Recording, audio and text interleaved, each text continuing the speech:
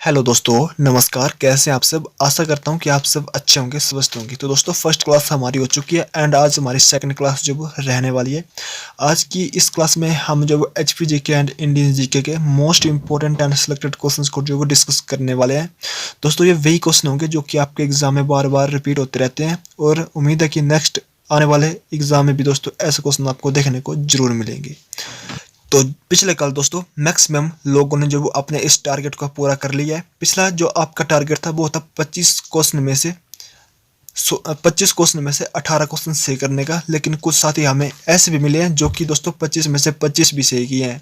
अब पता नहीं दोस्तों वो सही बता रहे हैं ईमानदारी के साथ या गलत बता रहे हैं, इसका तो मुझे नहीं पता। लेकिन हमें जो वो मिले हैं दोस्तों काफ़ी साथी जो कि 25 में से 25 भी यहाँ पे सही करे हैं। ठीक है, तो दोस्तों आज का टारगेट आपका जो 20 में से 16 सही करने का है। अगर आप किसी कारणवश 16 सही नहीं कर पाते हैं तो दोस्तों आप जो रोजाना हमारी इस क्लास से जुड़ेगा और उम्मीद करते हैं कि आने वाले दिन में दोस्तों आप भी यहाँ पे 20 के करीब जो वो पहुंच जाएंगे। जैसे 18, कई 19, कभी कभी 20 भी आप 20 में से 20 भी आप जो वो लेके यहाँ पे आएंगे। ठीक है, जो हमारा ये टेस्ट होता है, ठीक है, छोटा सा।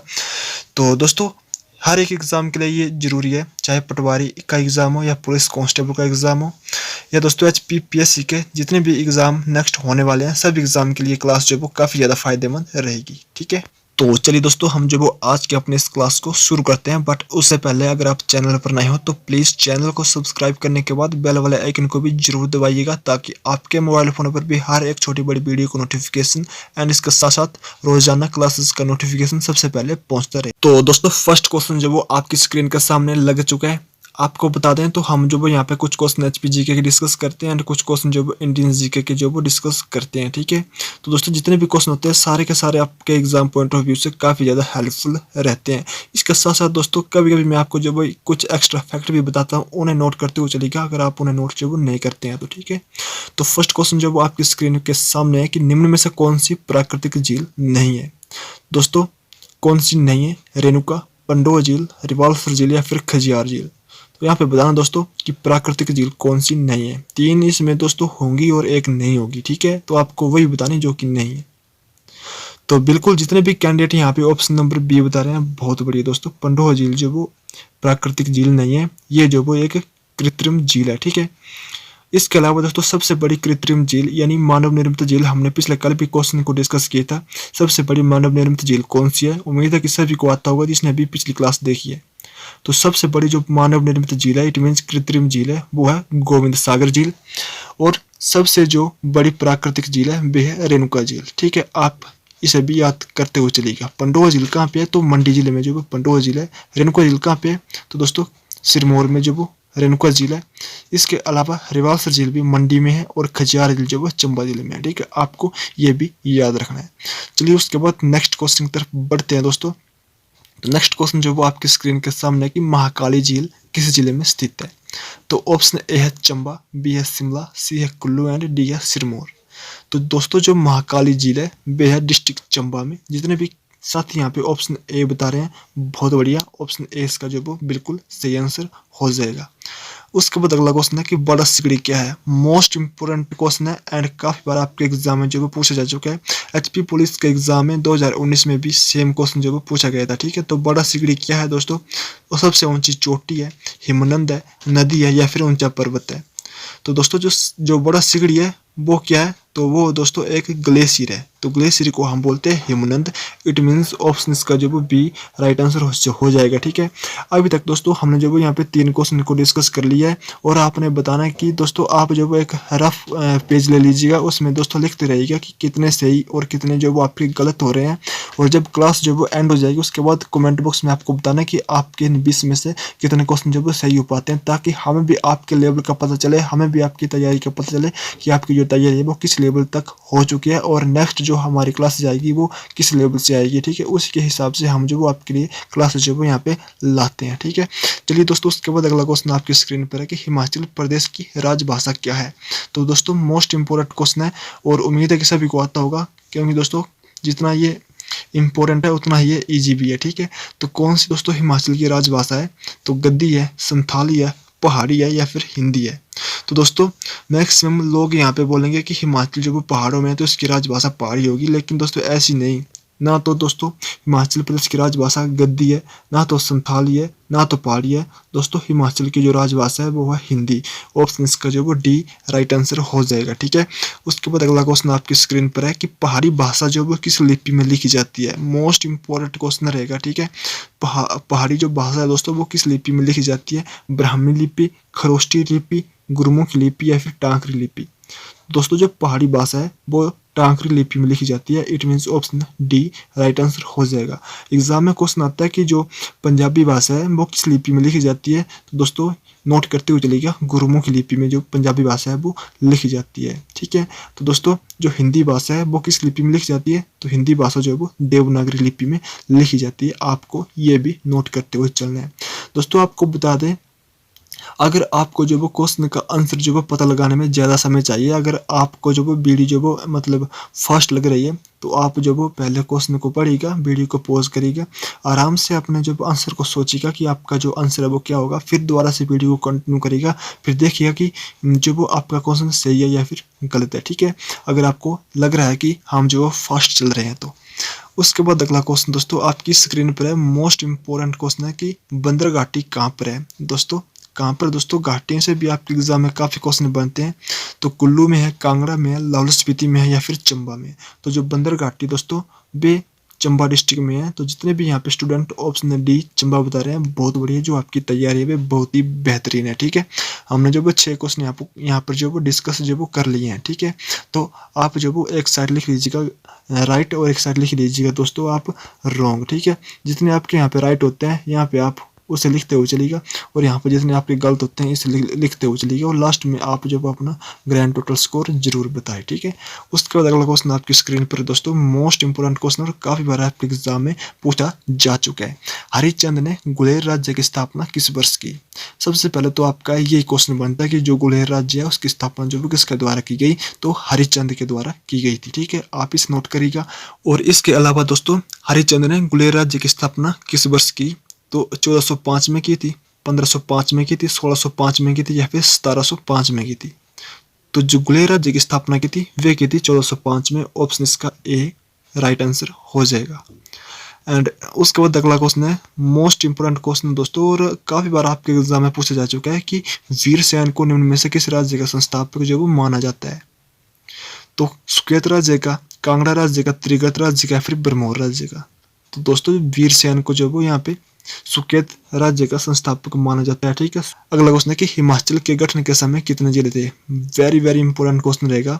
जब हिमाचल का गठन हुआ था 15 अप्रैल 1948 को, तो उस समय दोस्तों कितने जिले थे। तो यहाँ पे दोस्तों 2 थे, 3 थे, 4 थे या फिर 5 थे। तो उस समय दोस्तों यहाँ पे 4 जिले थे। ठीक है, एग्जाम में बनता है कि दोस्तों जिले कौन कौन जिले थे जब हिमाचल का गठन हुआ था। तो दोस्तों एक था चंबा, एक था महासू, एक था मंडी और एक था सिरमौर। तो ये 4 जिले थे हिमाचल का जब गठन हुआ था उस टाइम। ठीक है, आपको जो वो याद रखना है। एंड उसके बाद अगला क्वेश्चन है कि स्पीति घाटी का अंतिम गांव कौन सा है। मोस्ट इंपोर्टेंट क्वेश्चन है, स्पीति घाटी का अंतिम गांव कौन सा है। गेमूर है, स्लोह है, ब्रिकुटी है या फिर लोसार है। तो दोस्तों स्पीति घाटी का जो अंतिम गांव है वह है लोसार। ऑप्शन इसका जो वो डी राइट हो जाएगा। दोस्तों हमने जो है यहाँ पे HPGK के क्वेश्चन को डिस्कस कर लिया है। ये थे दोस्तों 10 HPGK के क्वेश्चन। उम्मीद करते हैं कि आपका जो वो काफ़ी अच्छा यहाँ पे स्कोर रहा होगा। अब हम कुछ क्वेश्चन को इंडियन जीके के जो वो डिस्कस कर लेते हैं। ठीक है, तो इंडियन जीके क्वेश्चन दोस्तों हम डिस्कस करने जा रहे हैं। आप जो वो अपने स्कोर को यहाँ पे लिखते हुए जरूर चलिएगा। नेक्स्ट क्वेश्चन है कि भारत की सबसे लंबी सुरंग कौन सी है। मोस्ट इंपोर्टेंट क्वेश्चन है, भारत की सबसे लंबी सुरंग कौन सी है। चेनानी नासरी सुरंग, जोहार सुरंग, मलीगुंडा सुरंग या फिर कामसेट सुरंग। तो भारत की जो सबसे लंबी सुरंग है वे है दोस्तों चेनानी नासरी सुरंग। ऑप्शन इसका ए राइट आंसर हो जाएगा, जो कि जम्मू कश्मीर में है। ठीक है, ये आपसे एग्जाम में पूछा जा सकता है कि कहाँ पे है दोस्तों, तो जम्मू कश्मीर में है, आपको याद रखना है। अगला क्वेश्चन है कि भारत में प्रथम महिला विश्वविद्यालय की स्थापना कब हुई। तो दोस्तों ये भी काफी इंपॉर्टेंट क्वेश्चन है, काफी बार एग्जाम में बन चुके हैं। भारत में प्रथम महिला जो विश्वविद्यालय है वो कब स्थापित हुआ था। तो 1917 में, 1915 में, 1916 में या फिर 1914 में। तो दोस्तों जितने भी यहाँ पे स्टूडेंट ऑप्शन नंबर सी बता रहे हैं, बहुत बढ़िया, आपकी जो तैयारी है बहुत ही बेहतरीन है दोस्तों। और यकीन मानिएगा कि आप जो वो आने वाले दिनों में दोस्तों जीके में काफ़ी अच्छा यहाँ पे स्कोर अपने एग्जाम में करने वाले हैं, ठीक है। तो चलिए उसके बाद अगला क्वेश्चन की तरफ बढ़ते हैं। तो अगला क्वेश्चन आपकी स्क्रीन पर है कि भारत की प्रसिद्ध लैगून झील कौन सी है। मोस्ट इंपोर्टेंट क्वेश्चन है, भारत की जो प्रसिद्ध लैगून झील है वो कौन सी है। मानसरोवर, चिल्का, पुलकित या फिर डल झील।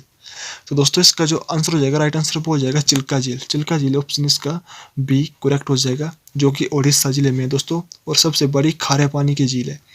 एग्जाम में क्वेश्चन बनता है कि सबसे बड़ी खारे पानी की झील कौन सी, तो चिल्का झील है, जो कि उड़ीसा में है। और प्रसिद्ध लैगून झील भी यही है, ठीक है। डल झील पूछे एग्जाम में कि कहाँ पे है, तो दोस्तों जो डल झील है वो जम्मू कश्मीर में है, ठीक है। और दोस्तों हिमाचल की पूछे डल झील, तो हिमाचल की जो डल झील है वो कांगड़ा डिस्ट्रिक्ट में है। आपको ये भी याद रखते हुए चलना है। उसके बाद अगला क्वेश्चन है कि भारतीय वन सर्वेक्षण विभाग का मुख्यालय कहाँ पर है। तो दोस्तों मोस्ट इंपोर्टेंट क्वेश्चन है, भारतीय वन सर्वेक्षण विभाग का मुख्यालय कहाँ पर है। तो देहरादून, जितने भी साथी बता रहे हैं बहुत बढ़िया। इसके अलावा देहरादून में दोस्तों जो इंडियन मिलिट्री एकेडमी है वो भी दोस्तों कहाँ पे है, तो वो भी देहरादून में है, ठीक है। आपको जो वो याद रखना है। नेक्स्ट क्वेश्चन की तरफ बढ़ते हैं। तो नेक्स्ट क्वेश्चन आपकी स्क्रीन पर है कि भारत में जो चंदन की लकड़ी के लिए दोस्तों कौन सा राज्य जाना जाता है, ठीक है। चंदन की लकड़ी के लिए कौन सा राज्य जाना जाता है। केरल, नई दिल्ली, तमिलनाडु या फिर कर्नाटक। तो दोस्तों कर्नाटक इसका राइट आंसर हो जाएगा। चंदन की लकड़ी के लिए जो कर्नाटक राज्य है वो जो वो प्रसिद्ध है। नेक्स्ट क्वेश्चन है, भारत में दूधवा राष्ट्रीय उद्यान कहाँ पर है। मध्य प्रदेश में, उत्तराखंड में, उत्तर प्रदेश में या फिर हिमाचल प्रदेश में। तो दोस्तों आप सभी को पता होगा, हम जो वो आपके लिए एक क्वेश्चन रोजाना होमवर्क के लिए भी देते हैं।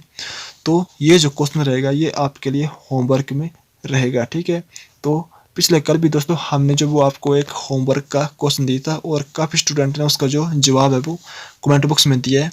तो दोस्तों उम्मीद है कि इस क्वेश्चन का जवाब भी आप जो वो कमेंट बॉक्स में देंगे, ये आपके लिए एक छोटा सा होमवर्क रहेगा, ठीक है। उसके बाद दोस्तों अगला क्वेश्चन आपकी स्क्रीन पर है कि भारत में सबसे महत्वपूर्ण यूरेनियम खान जो वो कहाँ स्थित है। Uranium Khan most important question है, वासी में है, जादूगोड़ा में है, केरल में है या फिर ओडिशा में है।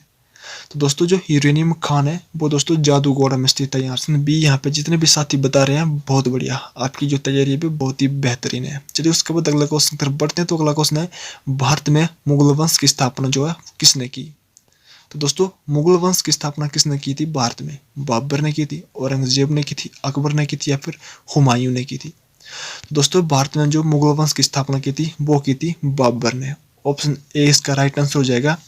कब की थी, तो 1526 में की थी, जब बाबर और इब्राहिम लोदी का युद्ध हुआ था दोस्तों 1526 में। पानीपत की पहली लड़ाई जिसे बोलते हैं, तो वे 1526 में हुई थी, जिसमें दोस्तों इब्राहिम लोदी जब वो हार गया था और बाबर की यहाँ पे बिजी हुई थी, और बाबर ने उस वक्त जब वो मुगल वंश की यहाँ पे स्थापना जो थी वो कर दी थी, ठीक है। पानीपत की दोस्तों बात हो रही है, तो यहाँ पे पानीपत की 3 लड़ाइयाँ हुई है। पहले तो आपको बता दी मैंने कि 1526 में हुई है। दूसरी जो लड़ाई हुई थी वो हुई थी 1556 में, जो कि अकबर और हेमू के बीच में हुई थी, आपको ये भी याद रखना है। और जो तीसरी लड़ाई हुई थी पानीपत की वो हुई थी 1761 में, जो कि मराठा और अहमद शाह अब्दाली के बीच में हुई थी, ठीक है। आपको जो याद रखना है। चलिए उसके बाद अगला क्वेश्चन की तरफ बढ़ते हैं। नाटो का मुख्यालय कहाँ पर स्थित है। मोस्ट इंपोर्टेंट क्वेश्चन है, नाटो का मुख्यालय कहाँ पर है। लंदन में है, पेरिस में है, जिनेवा में है या फिर ब्रुसेल्स में है। तो दोस्तों जो नाटो का मुख्यालय है वो है यहाँ पे ब्रुसेल्स। बिल्कुल ऑप्शन इसका डी जो वो राइट आंसर हो जाएगा। एग्जाम में क्वेश्चन बन सकता है कि नाटो का जो स्थापना है दोस्तों वो कब हुई। तो जो नाटो की स्थापना हुई दोस्तों वो हुई थी 1949 में, ठीक है। नाटो की स्थापना 1949 में हुई थी, और मुख्यालय कहाँ पे है, तो ब्रुसेल्स में इसका मुख्यालय हो जाएगा, याद रखना है आपको। उसके बाद अगला क्वेश्चन है कि, और मोस्ट इंपोर्टेंट क्वेश्चन है दोस्तों, पंचवर्षीय योजना जो वो आप पूरी रट लीजिएगा, ठीक है। कहीं से भी आपके एग्जाम में क्वेश्चन बन सकता है। चौथी पंचवर्षीय योजना का कार्यकाल क्या था। और दोस्तों HPPSC के एग्जाम की आप तैयारी करें तो ऐसा ना सोचे कि एग्जाम जो वो मतलब एग्जाम तो आपके लेवल का ही होगा, लेकिन दोस्तों उसमें जो मतलब आपको ऑप्शन मिलेंगे कई क्वेश्चन के ऐसे मिलेंगे, ठीक है। तो कंडीशनल ऑप्शन होंगे, ठीक है। 1 2 3 होगा, एक जैसे ऑप्शन होंगे दोस्तों 1 या 2, 2 या 3, 1 2 और 3 तीनों इस तरह से ऑप्शन होंगे। तो ऑप्शन जो भी वहाँ पे जो होते हैं वो भी कन्फ्यूजन करते हैं, ठीक है। तो ज़्यादा नहीं होंगे वैसे दोस्तों, वहाँ पे आपको जो वो 2 से 3 क्वेश्चन देखने को ऐसे मिल सकते हैं, ठीक है, HPPSC के एग्जाम में।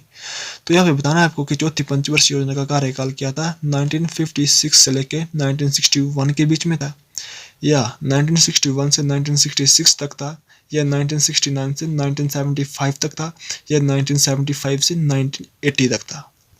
तो दोस्तों बताइएगा सोच समझ के कि इस क्वेश्चन का राइट आंसर क्या होगा। अगर आपको ज़्यादा समय चाहिए तो वीडियो को पॉज कर लीजिएगा और फिर बताइएगा, क्योंकि ये दोस्तों ज़्यादा जो कैंडिडेट है यहाँ पे ये इस क्वेश्चन के बारे में जो वो ज़्यादा यहाँ पे सोचने वाले हैं, ठीक है। तो आप सभी को दोस्तों पता होना चाहिए कि जो चौथी पंचवर्षीय योजना का कार्यकाल था वह था यहाँ पे 1969 से लेके 1975 तक। ये था दोस्तों चौथी पंचवर्षीय योजना का कार्यकाल। तो आपको दोस्तों सब कुछ यहाँ पे पता होना चाहिए कि जो पहली पंचवर्षीय योजना थी उसका कार्यकाल क्या था। तो जो पहली पंचवर्षीय योजना थी उसका कार्यकाल था 1951 से लेके 1956 तक। दूसरी का था 1956 से लेके 1961 तक। तीसरी का था 1961 से लेके 1966 तक। उसके बाद दोस्तों 3 साल का यहाँ पे योजना अवकाश लग चुका था। तो 3 साल के लिए ये योजना अवकाश रहा था 1966 से लेके 1969 तक। और उसके बाद दोस्तों जो आपकी चौथी पंचवर्षीय योजना शुरू हुई थी वो हुई थी 1969 से लेके 1975 तक। तो इसलिए यहाँ पे हमारा राइट आंसर हो जाएगा 1969 से लेके 1965 के बीच में चौथी पंचवर्षीय योजना का कार्यकाल था। तो दोस्तों हमने जो यहाँ पे 20 क्वेश्चन को डिस्कस कर लिया। उम्मीद है कि दोस्तों आपने जो वो अच्छा खासा यहाँ पे जो वो अपना स्कोर किया होगा, ठीक है। तो आप जब वो कमेंट बॉक्स में जरूर बताइएगा कि आप इन 20 में से कितने क्वेश्चन के सही आंसर कर पाए हैं। अगर आप 20 में से 16 के सही आंसर जो वो कर पाए हैं तो यकीन माने कि आपकी तैयारी काफ़ी बेहतरीन है। हमने दोस्तों यहाँ पे कुछ क्वेश्चन ईजी लिए हैं, कुछ क्वेश्चन मॉडरेट यहाँ पे लिए हैं, ठीक है। तो दोस्तों ऐसे ही हमारी जो है आपके लिए रोजाना एक छोटी सी क्लास जो वो आती रहेगी, छोटा सा टेस्ट के तौर पर आप इसे लीजिएगा। और दोस्तों मोस्ट इम्पोर्टेंट क्लास होती है, काफ़ी इंपॉर्टेंट एंड सिलेक्टेड क्वेश्चन हम यहाँ पे डिस्कस करते हैं। तो इस क्लास को लेना बिल्कुल ना भूलें। और चैनल पर अगर आप नए हैं तो चैनल को सब्सक्राइब जरूर करें, इसके साथ साथ बेल वाले आइकन को भी जरूर दबाइएगा, ठीक है। तो चलिए दोस्तों फिर मिलते हैं नेक्स्ट किसी इंपॉर्टेंट अपडेट एंड नोटिफिकेशन में या नेक्स्ट क्लास में बहुत ही अच्छे एंड बेहतरीन कंटेंट के साथ। तब तक के लिए जय हिंद, जय भारत, वंदे मातरम।